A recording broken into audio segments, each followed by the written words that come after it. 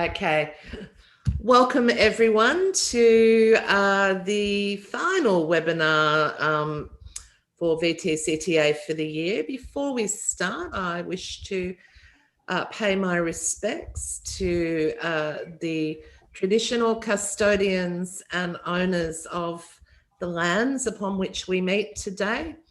I pay my respects to their elders past, present and emerging.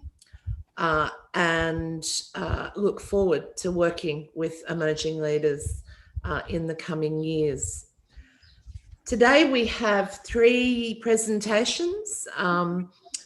Firstly, from Sara Sterling from Volunteering Victoria to talk to us about all things volunteering at the moment, and particularly with a COVID lens around that. Tim Pullyblank from Transport Safety Vic, discussing bus safety, which for all of us is critical moving forward. And Lyndon will give us an update on where community transport is at the national level and some of the changes. So we will start with Sara first to talk to us about volunteering and the very special report that's just been released, which I recommend everyone have a good read of. So thanks, Viv. And I, given the time slot and given the time of year, I don't have official slides and really view this as an opportunity to give a few, informal updates. So I'll start with the big headliner that Viv has talked about. We recently released the State of Volunteering report, which was funded by the Victorian government as part of their state volunteering strategy. It's a fantastic piece of research, which looks both at what the volunteer involving sector looks like generally. So it talked to organisations. There was an organisation survey, but also talked to residents of Victoria. And so you have a lot of information in there about the typical motivations and barriers for volunteering. So it's a really, really good read. And I'd suggest that as we're looking to revitalise our volunteer teams over the next year, you have a look at it. I imagine I don't have screen sharing capacity, Suzanne. I can try, yeah, I don't.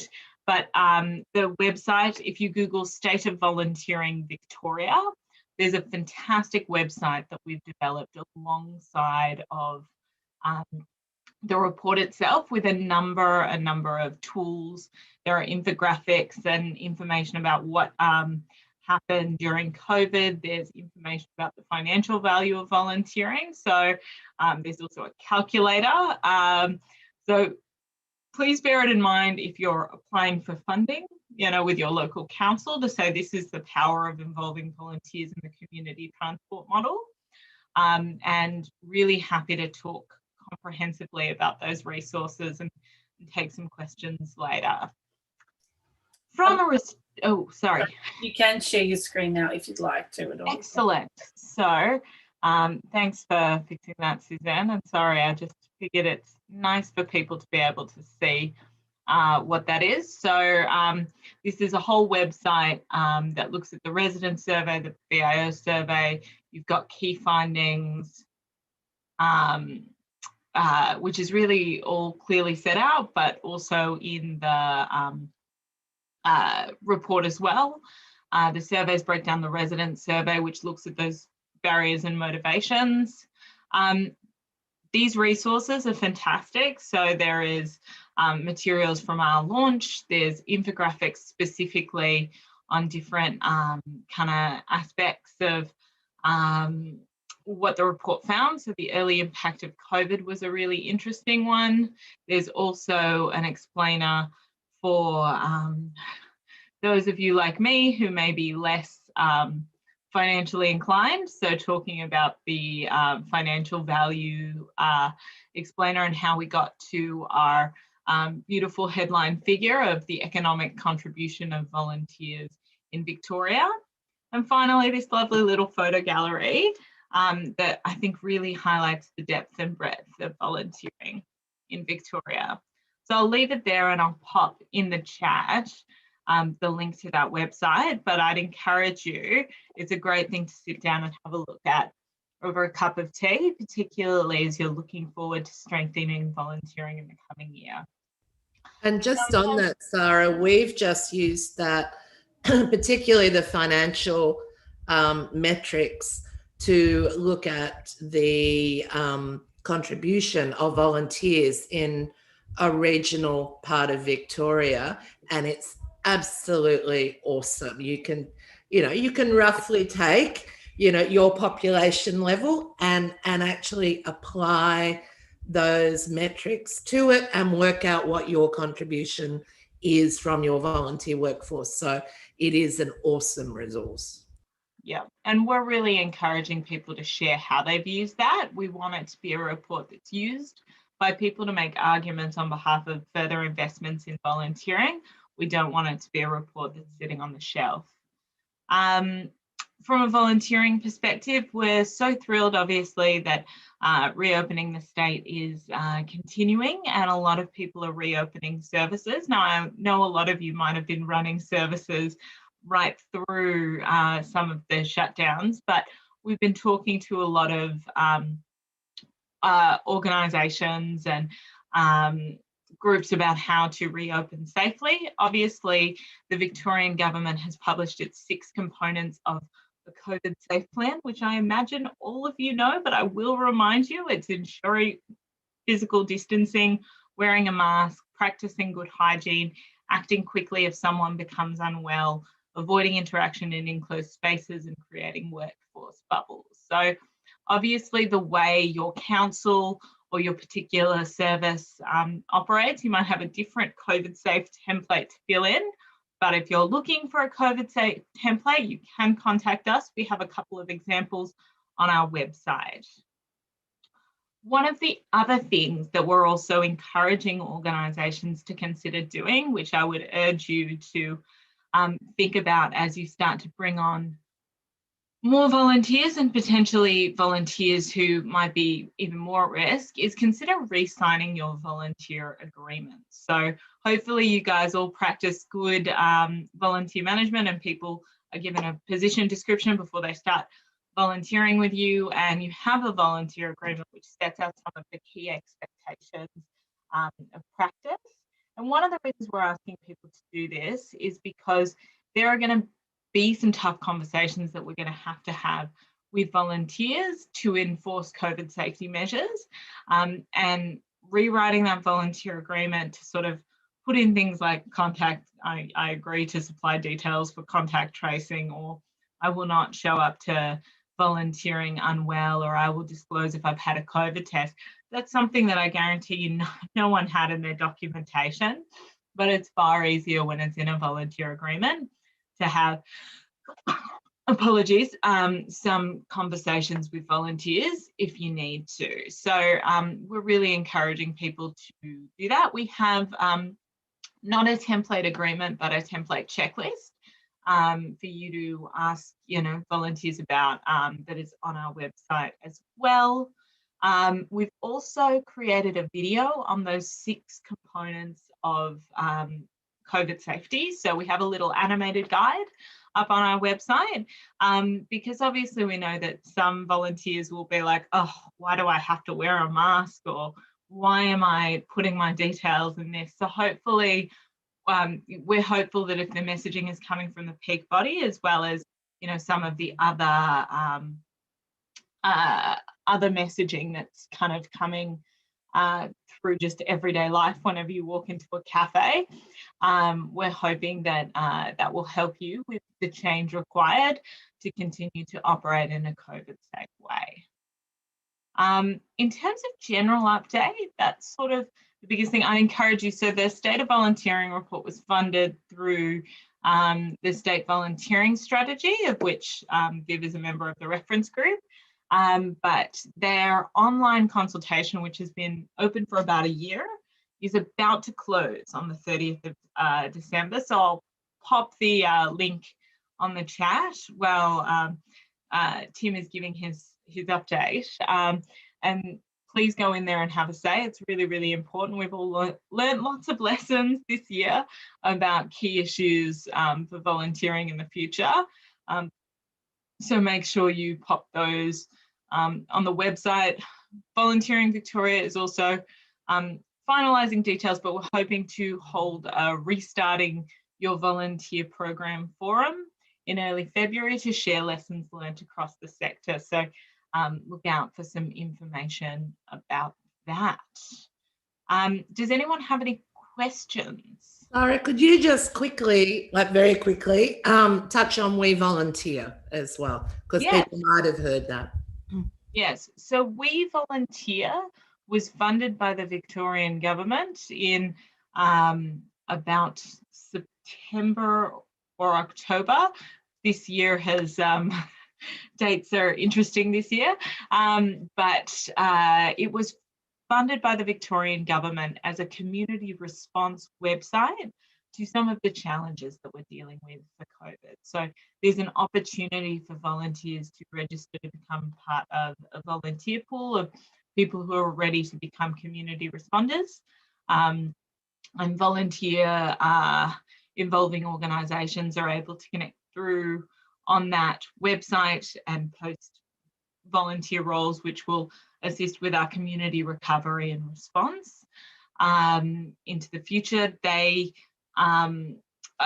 Those organisations will be supported if there's a local volunteer support service that operates in the area, such as Eastern Volunteers or Southeast Volunteers. They'll work with those existing local supports to ensure that the volunteer involving organisation has as much support as possible, but it's really a way of connecting people in our community in a time when people have obviously been needing help and support, and when a lot of our avenues to more traditional volunteer roles were closed, the Victorian government wanted to support easy enabling of volunteering throughout the state. So an easy way for people to express their interest in becoming involved in that community response and recovery. And again, I'll pop the link to We Volunteer in the chat. We Volunteer, and they have an email address where you can contact the team with any queries. So I'll leave that at that. Any questions? We've got probably room for a couple of questions if people would like to ask Sara anything now. Gone. Thank you. And certainly Sara is available as VV is for later if something does arise. Tim, I'm going to put Lyndon in first and then yourself. So Lyndon, welcome, and Lyndon's here for a short update on all things happening at national level and with community transport. Thanks, Viv. Look, I've only got 5 minutes, so I'll be as brief as I can. And I guess that the major movement at this stage from the national peak body is around the single aged care system. So as we know, the Department of Health is looking at a unified system, bringing Commonwealth Home Support Program, Home Care Package into the one program, single in-care home program. So that work has commenced. The department has engaged an organisation called Health Consult that is looking at a detailed study to understand, I guess, the data around the Commonwealth Home Support and Home Care Packages consumers to look at, I guess, supporting the Department of Health consolidated unified model. So at an ACTA level, my role as chair, I have been invited to participate on an expert panel looking at the funding working group. So I think that's really positive for the sector that we have an opportunity there to shape or potentially influence how that program will look moving forward. So basically the key timelines are that Health Consult will be looking to putting out expressions of interest to the sector in January. to some providers to actually participate in the data study. That's really important. If you are given the opportunity to participate, I think that's really important. And yeah, that's basically at this stage all that I can report on. That they are looking again at consolidating the program. Obviously for the sector, one of our major concerns is around how that will be funded moving forward, whether that will be funding going to the consumer or to the provider in the way of block funding. Ultimately, the department won't settle on a position until the final report from the Royal Commission. But yeah, important to say that we're very much inside the tent and understand the concerns of the sector, and working with the department and Health Consult to shape the sector moving forward. And look, Viv, that's probably, with my allocated time, probably all I need to say. That's fine. Thanks, Lyndon. And just from a Victorian point of view, just to let everyone know that within the Eastern Metro area, there's been work commissioned by Transport Victoria, again, looking at community transport and coordination of transport options. And where, as Eastern Volunteers, the primary community transport provider in that metro area, we're talking to that consulting firm around pretty similar issues to what's being talked about at national level, which is the on-demand type transport versus the model of community transport that we operate, and the efficiencies or non-efficiencies that are occurring. So just to let you know that there is some there is some tendency at the moment to look at community transport by Transport Victoria. It may happen in your areas as well. So if it does, it's useful to feed that to Suzanne so that we know what's going on across Victoria. Suzanne, did you want to say any more about that, just so people are a bit aware of it? Sorry, I was dealing with logistics in the back end. With people who can't get on, so I wasn't quite all across everything you said. Oh, okay. I was just talking about ARIP and the commissioning of that piece of work, and I probably didn't describe it terribly well. So I thought, because you're all over it, you might just update people about the mechanics of what they're looking at, just in case Transport looks at that in other areas. Yeah, so that's come from the Metropolitan Partnerships, which sits under Department of Transport and Department of Economic Development. So I think traditionally they're more state government and local governments. And so this is, to what I understand, the first time the peak bodies had an opportunity to be part of those discussions and part of the consultation. So if anyone gets wind of it, any more of those happening, but I think now we've built a relationship with the manager across all those metropolitan partnerships that they will come to us first. But it's just a great opportunity to make sure that we've connected every service supervised community transport in the region to be part of that consultation and feed into that process.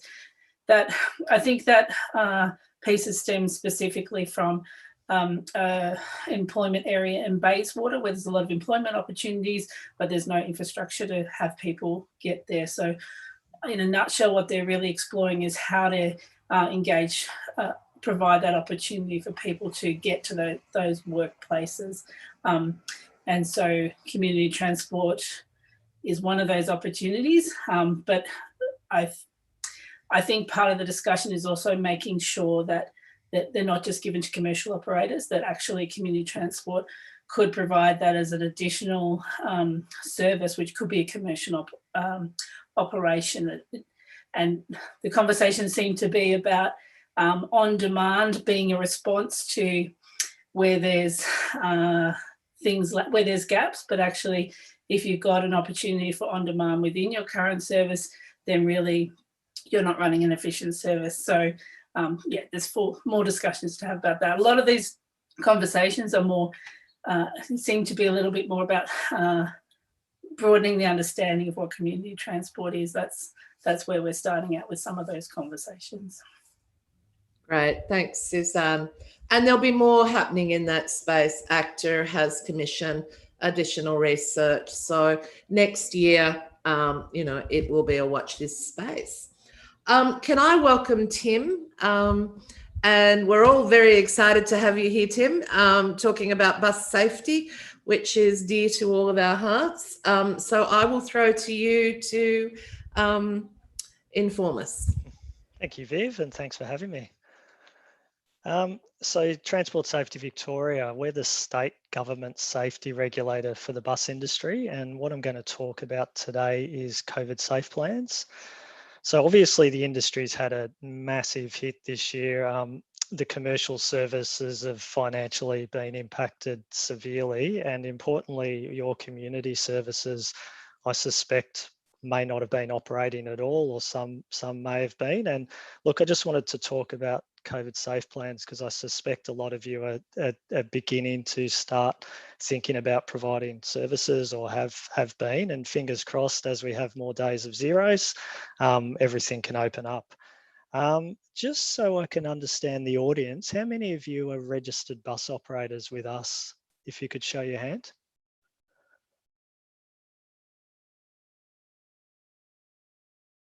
Okay, could be about half.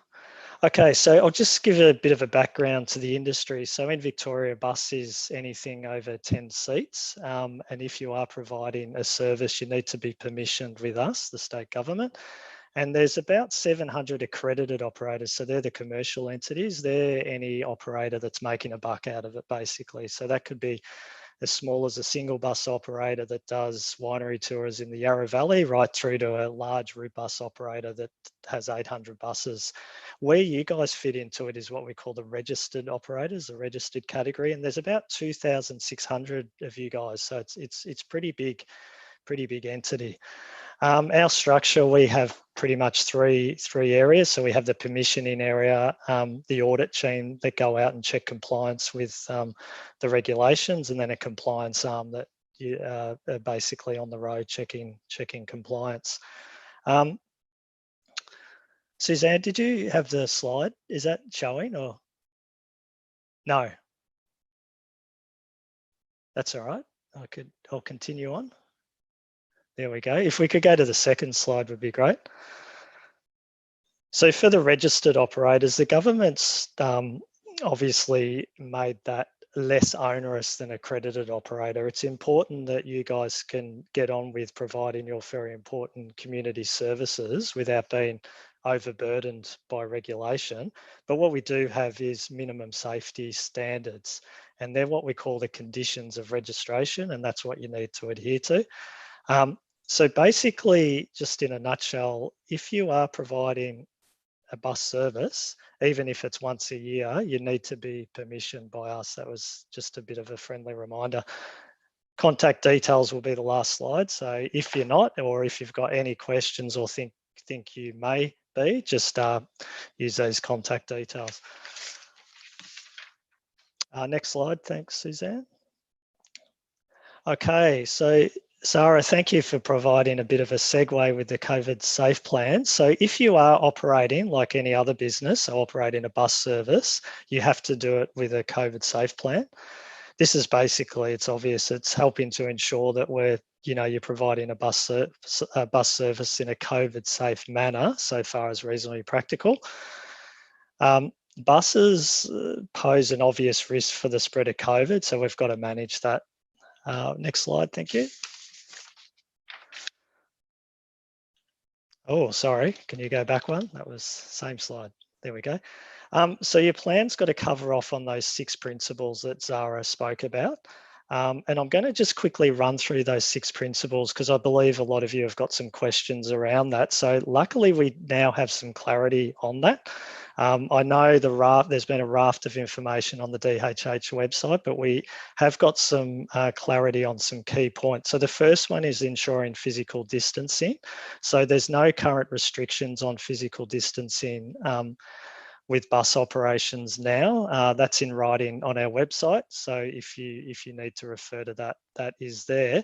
But obviously it's your best endeavours to do so. So where you can provide a service that's physically distanced, please do. So it's best endeavours, but just in summary there is no restrictions on that.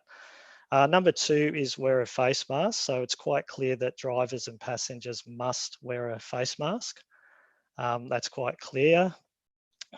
So basically in your plans, you'll need to identify or cover off on these 6 criteria and just show and list in your own terms how you manage that risk, how you're covering off and managing each of these principles. The next one is good hygiene and sanitation. So we'd expect to see an enhanced cleaning regime, particularly for the high touch points, steering wheels, door handles, and so forth. Number 4 is keep records and act quickly if workers become unwell. So we would expect, where possible, that you keep a list of passengers.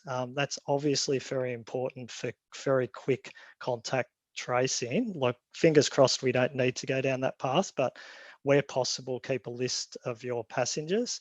Obviously, for route bus operators, commercial, that is not possible, but particularly for some community groups or nursing homes or the aged care sector, I think it would be quite easy to keep that list. Also, in regards to record keeping, keep a log of the additional cleaning that you do too. Now, it doesn't have to be over the top. It's just a simple checklist of when that cleaning is done. So you've got a record of that as evidence that that's occurred. Number 5 is avoid interactions in enclosed spaces. So where possible, and I use the language where possible, possibly use the same driver for the same bus. Use extra buses if possible, those sort of control measures. Now, I'm just briefly going over this and I'll get to why in a moment. Number 6 is create workforce bubbles. So in regards to make it specific to bus, I'm thinking maybe a nursing home, keep the same group of people if possible using that bus service. It might be a trip that happens twice a week to a shopping centre. Have the same group if you can, if possible. And that's, limiting the exposure of spread if you're limiting to a group. Now, they're just some examples. We are currently developing a COVID safe plan template for the entire bus industry, and we're going to have that available on our website in the next couple of weeks.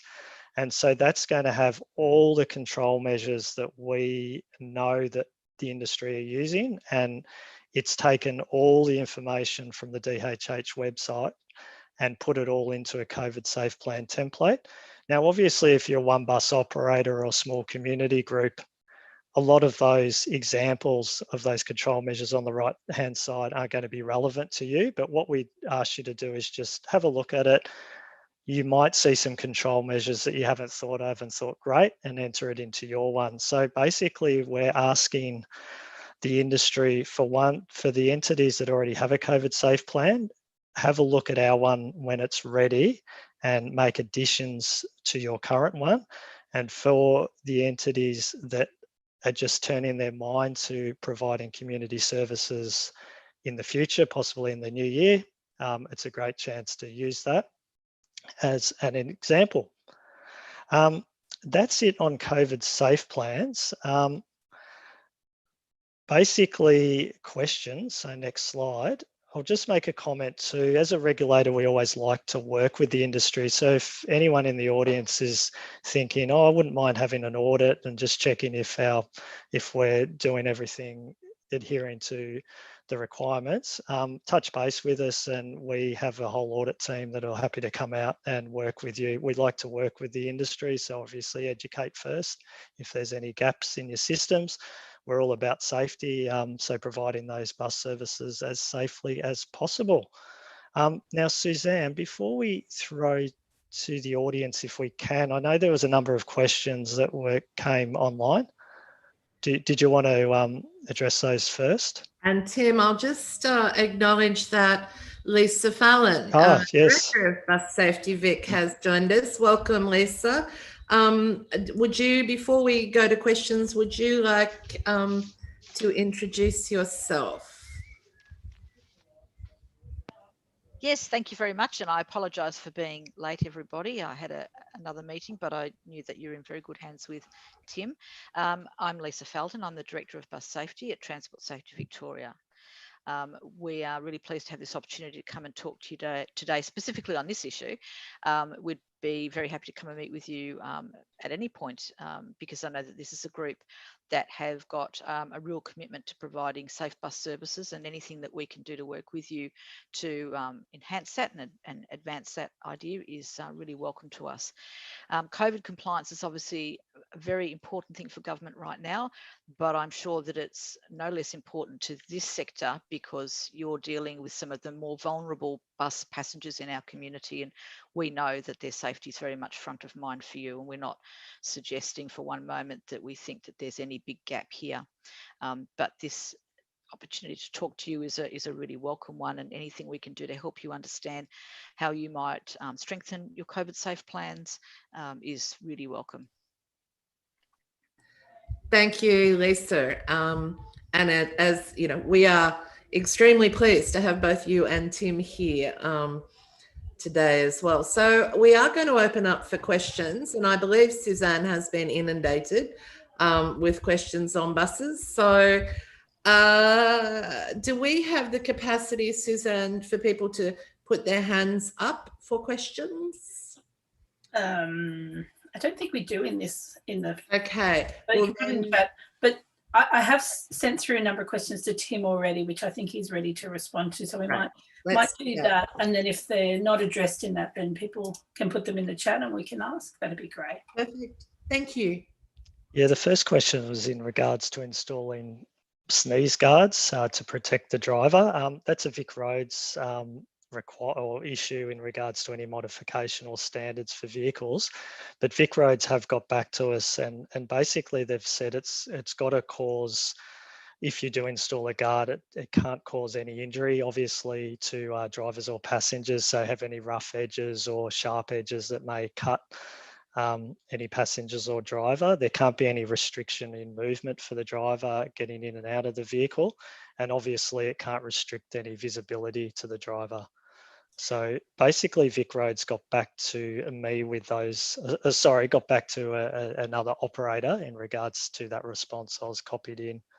So Tim, I think the question is, so that's great information. I think the question is more around the need to put one in, or is it okay to put one in? Is it required to put one in? That's my understanding. Yeah. Oh, okay. So, yeah, thanks for clarifying. No, there is no need to put one in. All we do is that you manage that risk so far as reasonably practical.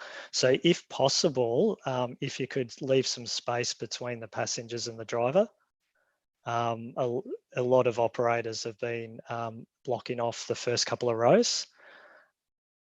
So that's a good way of managing that risk. Obviously, everyone has to wear masks, but no, there is no requirement to install them. Do you have the other questions I sent through the other day? I'm just trying to find that email. Yeah, there was one in regards to physical distancing. So we've covered that. That's been clarified in the last few weeks. So Marnie has put a message up saying no. Can you see that as well? No social distancing is listed on the internet as only applicable to tour and charter bus services. Is it now fully open? I think that's the core thing that people are trying to understand. Yes, there's now no density quotient on any kind of bus. So the message from government is operators should use their best endeavours to create as much space between passengers as possible.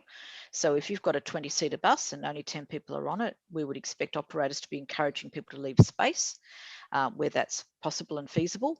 Won't always be possible and feasible, particularly in your sector where passengers may have varying needs, but there's nothing stopping an operator having every passenger seat occupied by a passenger. As Tim was alluding to, it's really about using your very best endeavours, doing what is reasonably practicable, and for an operator to consider their own risks and how they best address them. So essentially that's saying that the 1.5 or the 2 or the 4 metre are not required in the bus environment. That's right. That's right. There's no requirement to cap people on buses to a particular number. And Suzanne, just to refer to Marnie's question, and we did receive one prior to this meeting. There is a PDF titled Tour and Charter Bus Services that previously did refer to having physical distancing. That's no longer relevant. It may still be on the website, I'm not sure, but that's no longer relevant. So that's an old document. So the current requirement, or the current information is that there is no, you don't need to physical distance, and that's on our website quite clearly. I think that's the big question. Oh, someone else. Can you read that, or would you like me to read that out to you? Yeah, that's Rita's question? Yeah, that's right. Yeah, thanks for that. So that requirement comes in April next year, just to give some industry some time to sort that out. Sorry, Tim, we might just read it out just because okay, yep. People won't be able to see the chat afterwards. Sure. So the new requirements to have TSB registration number on our buses, maximum letters 50mm high. Can you tell me the best spot to stick this on the window next to the sliding door? Yeah, I believe the best spot is on the actual panel, not the window, because when you clean the window, they sometimes come off. The intent that basically that you can decide where you want to put it. The intent for us is the reason for it, should I say, is so we can identify who's who when operating. So as you know, with community groups, registered bus operators, it's standard plates. Standard Vic Roads number plates. So we have no way of knowing who's who. So that's why we've put that requirement in, just to have those stickers. So as long as you're adhering to the height limit and I think the broad requirements of where it has to go, it's up to the individual operators where they best want to put that. Okay, thank you, Tim. Are there any other questions that people have? Yeah, I just, sorry, I can't see my hand up. It's Silvana here from Moreland Community Transport. I just wanted to ask, there's a lot of information about ventilation and air conditioning on the bus. Is there any requirement to not have air conditioning, or can you give us an update on that? Yeah, thanks, Silvana. So from the COVID safe plan that we're developing, I was only just reading yesterday that our advice is going to be don't recirculate the air conditioner, so don't have it recirculating internally. And there's a lot of sort of literature around just limiting the amount of time your passengers are on board. So don't board them and then close the doors or leave them there for a period of time that they don't need to. So just in regards to air conditioning, the only advice I've seen is don't recirculate it. Okay, thank you, Tim. Thank you, Tim. Any other questions? I've just got one question. I had a phone call this morning, and someone who can't be at this session, and someone, I'll just say, so relatively new to the role. So these might be very well known to everyone else. But Tim, can you just confirm, is it yearly that the audits are done on the buses, that yourselves come out and do that, or has that changed? No, that's changed. So we're risk-based audit regime. So we have 3,000 operators in Victoria. So we go out to what we deem as the high-risk operators. So So no, you won't be getting a visit yearly, but in saying that, if any of you or any of your members want us to touch base with you, we can do it online or come out on site just to check how you're going. If there's any gaps in your systems, we can certainly undertake an audit. We always encourage that for you guys to reach out to us. It happens strangely, and I shouldn't say strangely, it happens quite often actually that an operator will, particularly if there's a change of staff, particularly in, I suspect your cohort, the non-for-profit sector, there's a lot of high staff turnover. So we find that the person that was looking after the bus might have left and the new person comes in, they'll give us a call and say, I just want to make sure that I'm doing everything that needs to occur. Basically, there's 9 conditions, minimum safety standards that needs to be adhered to, and we just run through those for you. What's of most importance is what we call the annual bus safety inspection. That's the roadworthy. That's the one that has to occur annually. That's done by a licensed bus tester. That's probably one of the most important things that your members need to ensure is happening. And that's managed by the organisations themselves, the operators themselves? Correct. Yeah, correct. There's about 30 licensed bus testers, give or take, in Victoria. On our website, we've got a Google map that shows where all the locations are, and they're licensed by VicRoads to provide that service. Yeah, so it's up to the operator, obviously, to make sure that occurs. And that's one of the things we check when we come out and do the audit. Fantastic, thank you. Any other questions of Tim or Lisa?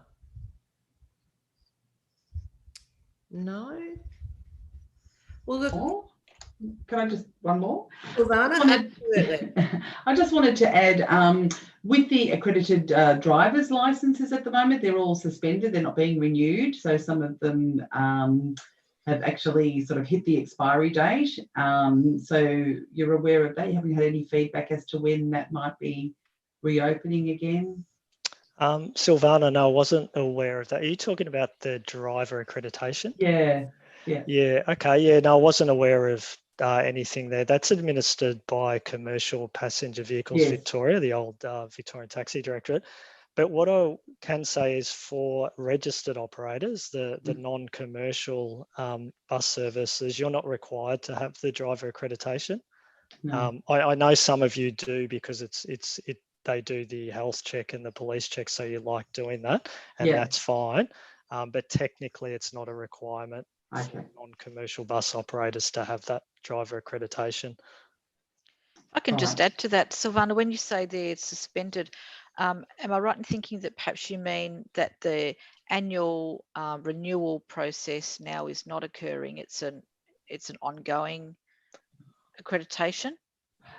It's that as well, and also they've been closed due to COVID, so people haven't been able to go in to get it updated. I see. Right. Yes. So they're kind of suspended, and there's a way of checking to see the registration. So potentially, it's a requirement at council here. It's just part of our policy that all drivers do have it. Yep. And that they have to be up to date and updated. And a couple of hours have just expired. So right, they should be able to renew online though. It shouldn't be necessary to have to visit. But you're right, there wouldn't have been any visits to Commercial Passenger Vehicles Victoria offices in the last, for most of this year, really. Yeah. Thanks for that. Lovely. Thank you for all those questions. I'm going to just hold silent for a minute to allow for any final questions. No? Lovely. Can I thank Lisa and Tim for joining us? That's been really useful. And likewise for Sara, the resources that are being produced to help the sector through COVID and COVID recovery are so critical because we are all stretched, and we are all stretched in terms of time, but particularly with community transport, keeping our services open for those who are transport vulnerable has been a huge priority. And for everyone this year, the world has turned upside down. Let's hope it turns back in some form to COVID normal next year. I will call the webinar to a close and wish everyone, if you celebrate Christmas, I wish you and your families a Merry Christmas. To everyone else, I wish you a happy holiday. Thank you to Suzanne, particularly this year, who has been awesome in being the real foundation stone for our sector and bringing us together. So we dealt with COVID together and really promoting community transport within Victoria in particular, because we have had our challenges. To the board of VTCTA, my colleagues, thank you. To Lyndon, who continues to lead us both at the state and national level, thank you. And I wish you all a lot of rest, a lot of happiness, and a lot of refreshment, so we're all ready for 2021. And thank you, Viv, for running these sessions the last little while as well. Much appreciated. Thank you. Yeah, I enjoy it. So everyone, bye-bye. And as always, if those questions come up afterwards, Suzanne is there to help us out with any of the questions we may have. So goodbye, everyone. Thank you. Bye, well. everyone. Thank you, Bye-bye. Viv. Thank you. It's been